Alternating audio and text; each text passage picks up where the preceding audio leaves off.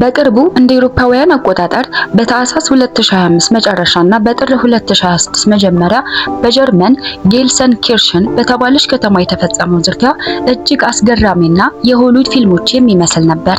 የጀርመን ፖሊስ ዝርፊያውን ኦሽን 11 ከተባለው ዝነኛ ፊልም ጋር አነጻጽሮታል።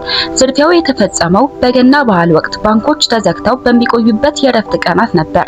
ዘራፊዎቹ እጅግ ዘመናዊና በገበያ ላይ በቀላሉ የማይገኙ የቁፋሮ መሳሪያዎችን በመጠቀም ከባንኩ አጠገብ ካለ የመኪና ማቆሚያ ፓርኪንግ ጋራጅ ተነስተው የባንኩን ወፍራም የኮንክሪት ግድግዳ በመቆፈር ካዝና ውስጥ የገቡ ሲሆን ዘራፊዎቹ ወደ ካዝናው ከገቡ በኋላ በውስጡ የነበሩት ከ3000 በላይ የግል ደንበኞች የቁጠባ ሳጥኖችን ሰብረዋል። በዚህም ወርቅ፣ ጌጣጌጥና ጥሬ ገንዘብ ዘርፈዋል። የተዘረፈው ንብረት ግምት በትንሹ 30 ሚሊዮን ዩሮ ወይንም 35 ሚሊዮን ዶላር ይደርሳል ተብሎ ይታመናል። ከ2005 በላይ ደንበኞች በዝርፊያው ተጎጂ የሆኑ ሲሆን ዝርፊያው ለቀናት ሳይታወቅ ቆይቶ በመጨረሻ የታወቀው ታህሳስ 29 2025 ጎህ ሲቀድ ነበር። ዘራፊዎቹ ግድግዳውን ሲቆፍሩ የሚፈጠረው ሙቀትና አቧራን ለመቀነስ ውሃ ይጠቀሙ ስለነበር ይህ የውሃ ትነት የባንኩን የእሳት አደጋ መከላከያ ደወል እንዲጮህ አድርጎታል። ፖሊስና የእሳት አደጋ ሰራተኞች ቦታው ላይ ሲደርሱ ዘራፊዎቹ አምልጠው ነበር።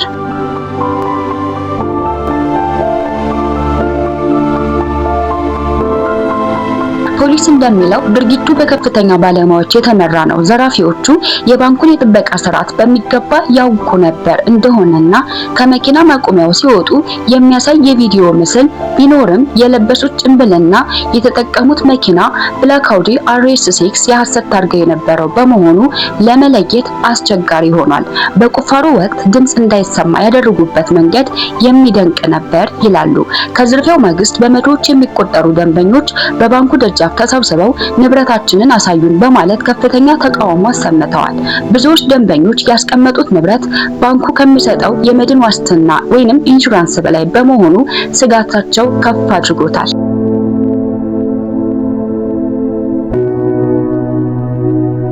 ይህ ዝርፊያ በጀርመን ታሪክ ውስጥ ካጋጠሙት ትልልቅና ውስብስብ የባንክ ዘረፋዎች አንዱ ሆኖ ተመዝግቧል። እስካሁን ድረስ ዋናዎቹ ተጠርጣሪዎችና የተዘረፈው ንብረት አልተገኙም። ፖሊስ ዘራፊዎችን በቁጥጥር ስር ለማዋል ልዩ የምርመራ ቡድን አቋቁሞ እየሰራ ይገኛል። ፖሊስ ዘራፊዎቹ ሲያመልጡ የተጠቀሙባትን አውዲ RS6 የመኪናና በውስጧ የነበሩ ሁለት ግለሰቦችን ምስል ይፋ አድርጓል። መኪናው የተሰረቀ የሰሌዳ ቁጥር ፕሌት ነምበር እንደነበራት ተረጋግጧል። ዝርፊያው የተፈጸመበት መንገድ ግድግዳውን የመቦርቦር ዘዴ እጅግ ዘመናዊ መሳሪያዎችን የሚጠይቅ በመሆኑ ፖሊስ ወንጀለኞችን ከግንባታ ወይንም ከኢንጂነሪንግ ዘርፍ ጋር ግንኙነት ሊኖራቸው ይችላል የሚል ጥርጣሬ አለው።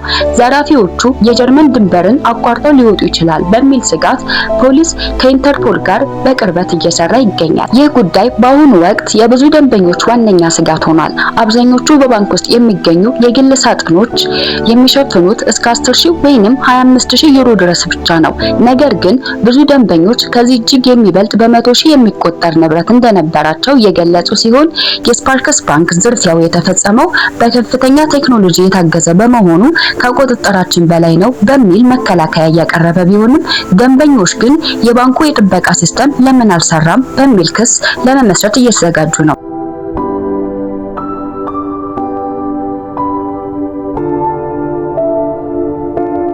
ደንበኞች በሳጥን ውስጥ የነበራቸው ንብረት በተለይ ጥሬ ገንዘብና ወርቅ በሰነድ ማስረዳት ካልቻሉ ሙሉ ካሳ ለማግኘት እንደሚቸገሩ የመድን ኩባንያዎች አስታውቀዋል።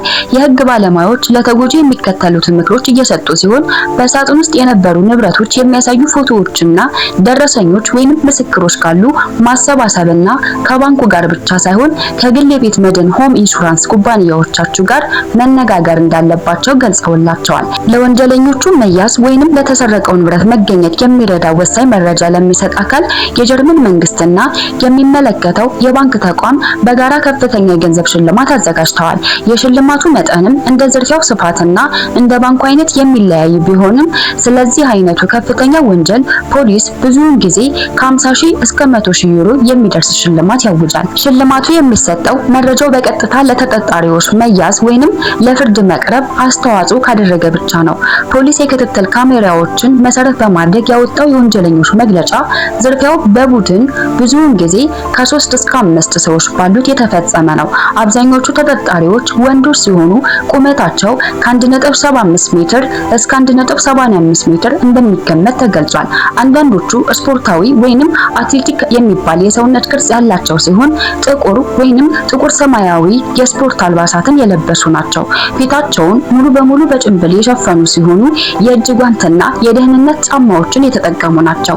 እርስ በርሳቸው የሚግባቡበት በጀርመንኛ ቋንቋ የተወሰነ የአነጋገር ዘይቤ ባለው ወይንም በምስራቅ አውሮፓ ዘዬ እንደሆነ ተጠቁሟል። ወንጀለኞቹ በከፍተኛ ፍጥነት ያላቸውን የጀርመን ምርት የሆኑ መኪኖችን እንደ አውዲ አርኤስ ወይንም BMW ኤም ሲሪየስ ያሉ እንደሚጠቀሙና የሐሰት ታርጋ እንደሚለጥፉ ይታወቃል። ዝርፊያውን ከፈጸሙ በኋላ በከፍተኛ ፍጥነት ወደ አውቶባን የፍጥነት መንገድ በመግባት እንዳመለጡ ገልጸዋል።